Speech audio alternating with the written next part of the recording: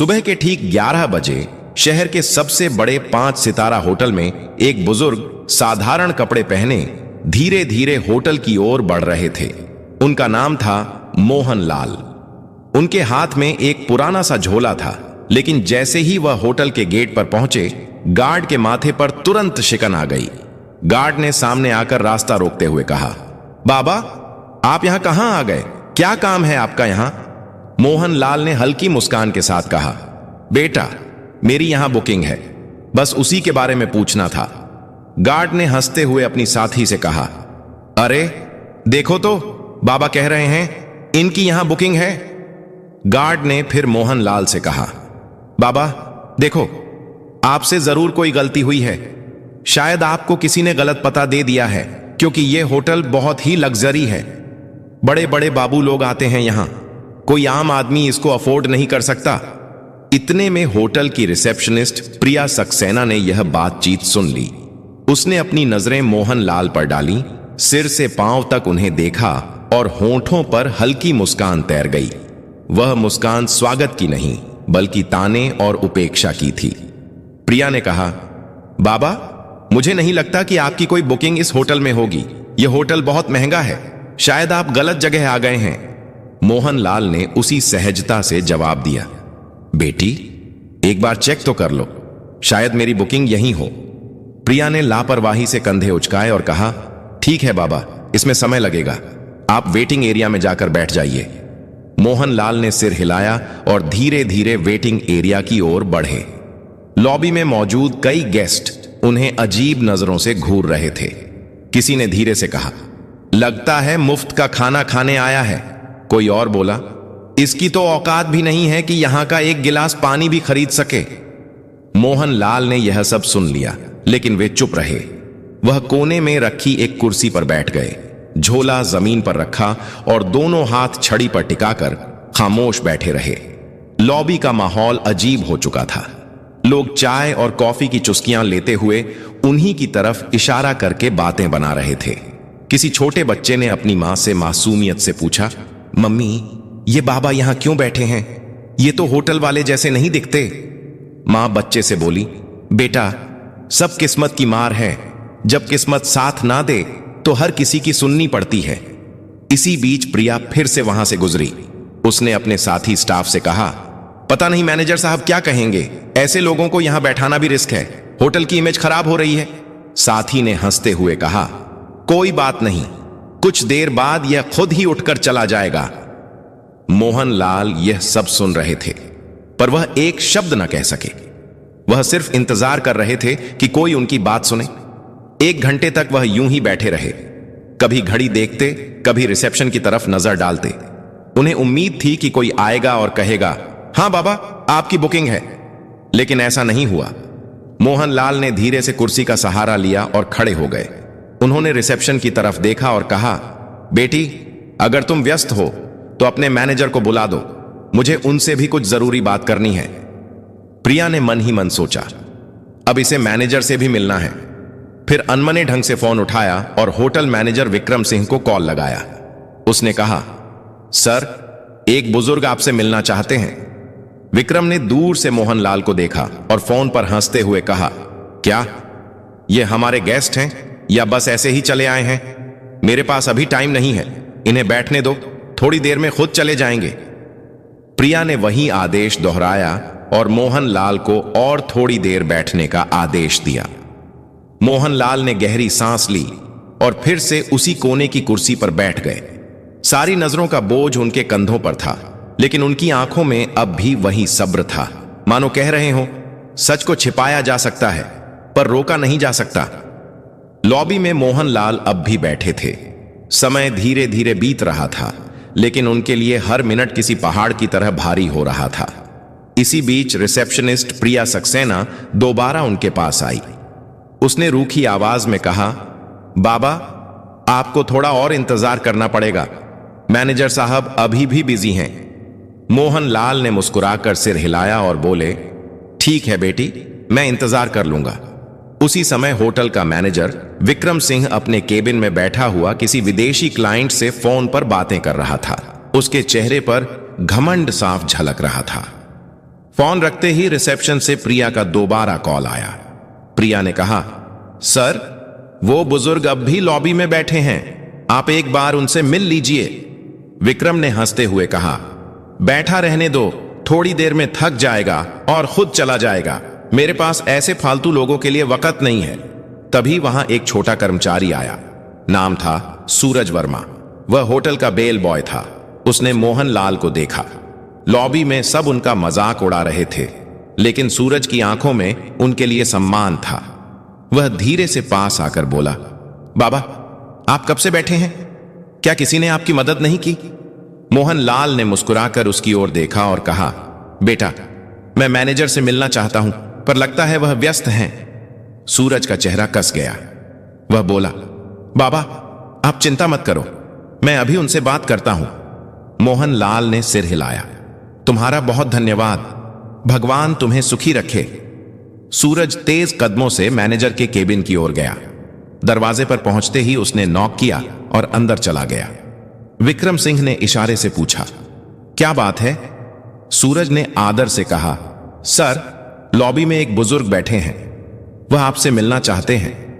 विक्रम ने भौहें चढ़ाई और ठंडी आवाज में बोला, सूरज, तुम्हें कितनी बार कहा है कि फालतू लोगों से दूर रहो। वह कोई गेस्ट नहीं है, शायद भूला भटका कोई आया है। सूरज ने धीरे से कहा, लेकिन सर, उन्होंने कहा है कि उन्हें आपसे जरूरी बात करनी है। विक्रम हंस पड़ा। अरे, जरूरी बात? तुम्हें अंदाजा भी है यहां कितने करोड़ का कारोबार होता है, और तुम मुझे ऐसे बाबा से मिलवाना चाहते हो? सूरज चुप रहा, लेकिन अंदर से दुखी था। उसने सोचा, इंसान को उसकी शक्ल देखकर कैसे ठुकराया जा सकता है? क्या बड़े पद पर बैठने से किसी को इंसानियत भूल जानी चाहिए? विक्रम ने सख्त आवाज में कहा, सूरज, तुम अपना काम करो, यह मामला तुम्हारे बस का नहीं है।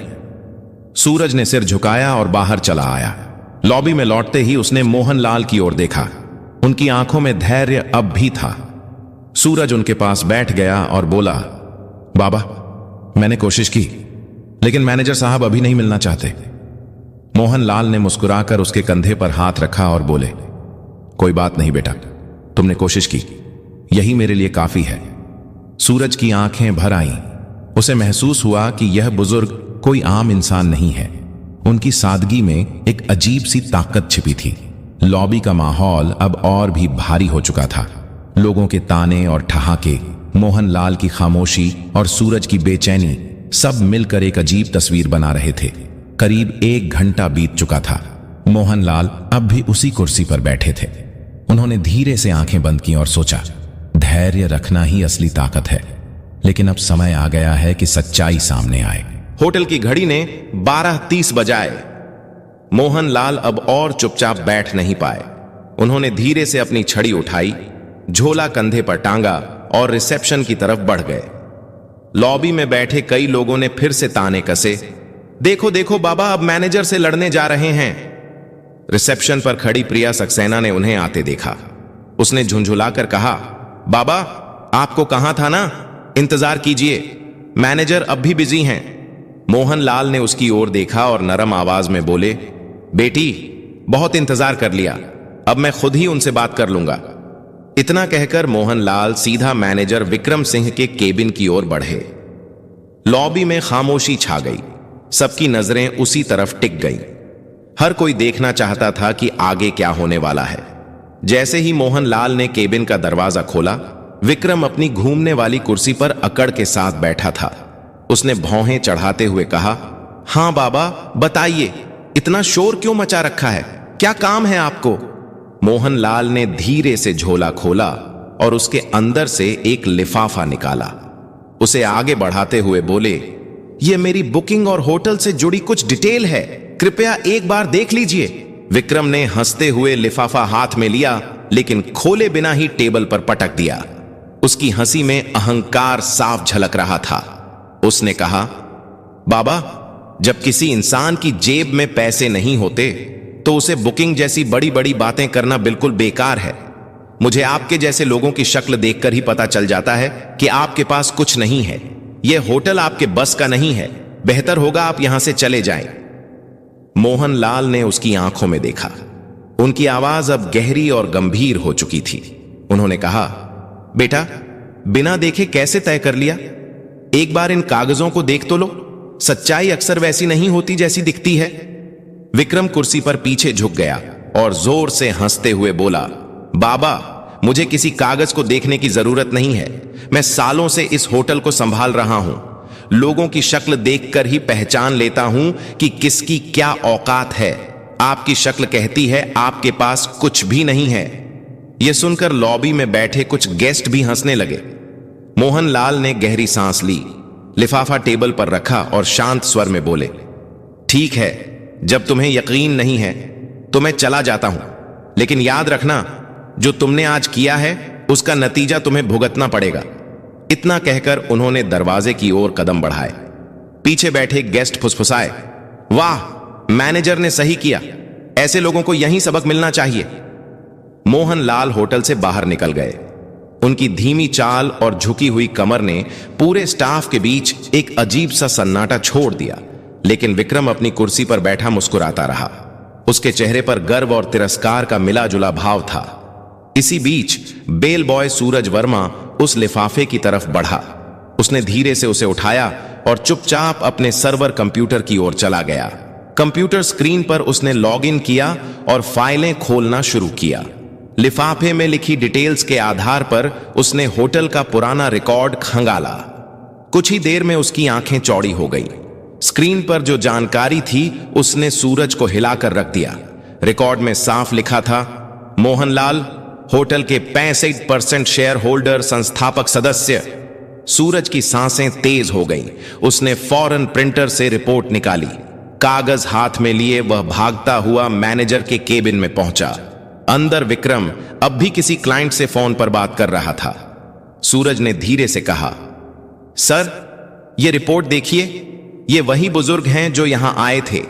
ये हमारे होटल के असली मालिक हैं। विक्रम ने फोन रखते हुए सूरज की तरफ देखा और भौहें चढ़ा ली।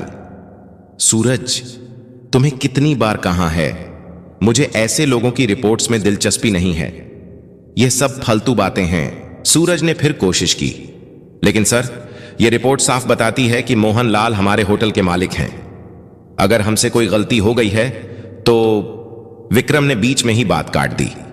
उसने रिपोर्ट को अपनी तरफ सरका कर देखा, फिर बिना पढ़े ही उसे वापस सूरज की ओर धकेल दिया। उसकी आवाज में अहंकार पहले से और ज्यादा था। उसने कहा, मुझे यह सब बकवास नहीं चाहिए। तुम्हें मैंने कहा है ना, अपना काम करो। यह होटल मेरी मैनेजमेंट स्किल से चलता है, किसी पुराने बाबा की दान दक्षिणा से नहीं। सूरज हैरान रह गया। उसके चेहरे पर गहरी बेचैनी थी। वह रिपोर्ट हाथ में लेकर वापस निकल गया। लॉबी में आते ही उसने मोहनलाल को याद किया।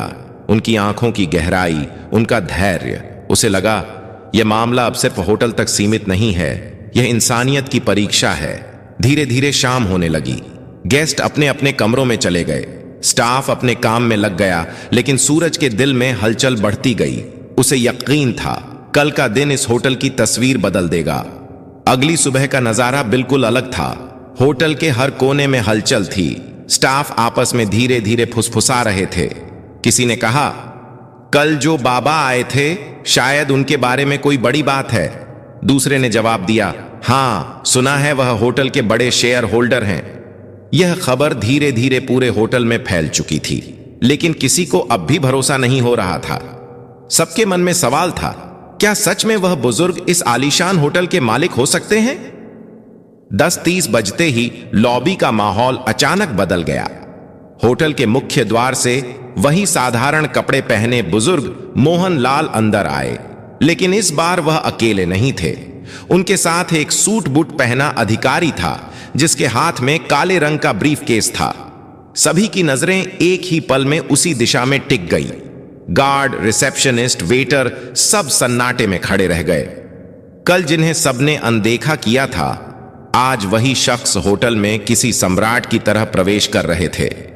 मोहनलाल ने सीधे हाथ से इशारा किया, मैनेजर को बुलाओ। आवाज में अब कोई नरमी नहीं थी, बल्कि एक आदेश की कठोरता थी। थोड़ी ही देर में विक्रम सिंह बाहर आया। उसके चेहरे पर हल्की घबराहट थी, लेकिन अहंकार अब भी बाकी था। वह आधा मुस्कुराकर बोला, जी बोलिए बाबा, आज फिर आ गए। मोहनलाल ने उसकी आंखों में देखा और ठंडी आवाज में कहा, विक्रम सिंह, मैंने कल ही कहा था तुम्हें अपने कर्मों का नतीजा भुगतना पड़ेगा। आज वह दिन आ गया है। विक्रम सकपका गया। उसने हंसी में बात टालने की कोशिश की। मोहनलाल के साथ आए अधिकारी ने ब्रीफकेस खोला, उसमें से मोटी फाइल निकाली और सबके सामने टेबल पर रख दी। उसने जोर से कहा, ये डॉक्यूमेंट साफ बताते हैं इस होटल के 65% शेयर मोहनलाल के नाम पर हैं। असल मालिक वही हैं। पूरा स्टाफ स्तब्ध रह गया। प्रिया सक्सेना के हाथ कांपने लगे। लॉबी में मौजूद गेस्ट्स ने एक दूसरे को देखा और फुसफुसाए, ये तो सच में मालिक हैं। हमसे कितनी बड़ी भूल हो गई। मोहनलाल ने अपनी छड़ी जमीन पर टिका दी। उनकी आवाज अब तेज और दृढ़ थी। विक्रम सिंह, आज से तुम इस होटल के मैनेजर नहीं रहोगे। तुम्हारी जगह अब सूरज वर्मा इस पद को संभालेगा। विक्रम गुस्से से कांपते हुए बोला, आप होते कौन हैं मुझे हटाने वाले? यह होटल मैं सालों से चला रहा हूं। मोहनलाल गरजते हुए बोले, यह होटल मैंने बनाया है। इसकी नींव मेरी मेहनत से रखी गई थी। मैं चाहूं तो तुम्हें एक पल में बाहर का रास्ता दिखा सकता हूं, पर दंड स्वरूप तुम्हें फील्ड का काम दिया जा रहा है। अब वही काम करो जो तुमने दूसरों से करवाया है। मोहनलाल ने सूरज को पास बुलाया। उन्होंने उसके कंधे पर हाथ रखते हुए कहा, तुम्हारे पास धन नहीं था, लेकिन दिल में इंसानियत थी। यही असली काबिलियत है, इसलिए तुम इस पद के हकदार हो। सूरज की आंखों से आंसू बह निकले। वह भावुक होकर बोला, साहब, मैंने तो बस इंसानियत निभाई थी। मोहनलाल मुस्कुराए, यही सबसे बड़ी योग्यता है बेटा। फिर उन्होंने रिसेप्शनिस्ट प्रिया सक्सेना की ओर देखा। उनकी नजर इतनी कठोर थी कि प्रिया कांप गई। मोहनलाल बोले, प्रिया, तुम्हारी यह गलती पहली है, इसलिए तुम्हें माफ कर रहा हूं। लेकिन याद रखना, इस होटल में कभी किसी को उसके कपड़ों से मत आंकना। हर इंसान की इज्जत बराबर है। प्रिया ने हाथ जोड़ लिए और रोते हुए कहा, मुझे माफ कर दीजिए, आगे से ऐसा कभी नहीं होगा। मोहनलाल ने चारों तरफ देखा और ऊंची आवाज में कहा, सुन लो सब लोग, यह होटल सिर्फ अमीरों का नहीं है। यहां इंसानियत ही असली पहचान होगी। जो भी अमीर गरीब का फर्क करेगा वह इस जगह पर रहने लायक नहीं होगा। लॉबी में मौजूद गेस्ट्स ने जोरदार तालियां बजाई। हर कोई मोहनलाल को सम्मान की नजरों से देख रहा था। जो कल तक उन्हें तुच्छ समझ रहे थे, आज वही उनके आगे झुक गए। मोहनलाल ने अंत में कहा, असली अमीरी पैसे में नहीं, सोच में होती है। अगर सोच बड़ी हो तो इंसान खुद ही बड़ा बन जाता है। इतना कहकर वह अधिकारी के साथ होटल से बाहर निकल गए। पीछे खड़े स्टाफ और गेस्ट्स देर तक उनकी ओर देखते रहे और मन ही मन सोचते रहे, मालिक ऐसा होना चाहिए जो दूसरों को उनकी इंसानियत से पहचाने, ना कि उनके कपड़ों से। उस दिन के बाद होटल का माहौल पूरी तरह बदल गया। स्टाफ अब हर गेस्ट के साथ सम्मान से पेश आता। लोग कहते, मोहनलाल ने सिर्फ होटल नहीं बनाया बल्कि इंसानियत की नींव भी रखी। दोस्तों, अगर आपको यह कहानी पसंद आई हो तो प्लीज इसे लाइक करें और ज्यादा से ज्यादा लोगों तक शेयर करें। और हां, हमारे चैनल को सब्सक्राइब करना बिल्कुल ना भूलें, ताकि ऐसी ही दिलचस्प और दमदार कहानियां आपको मिलती रहें। धन्यवाद।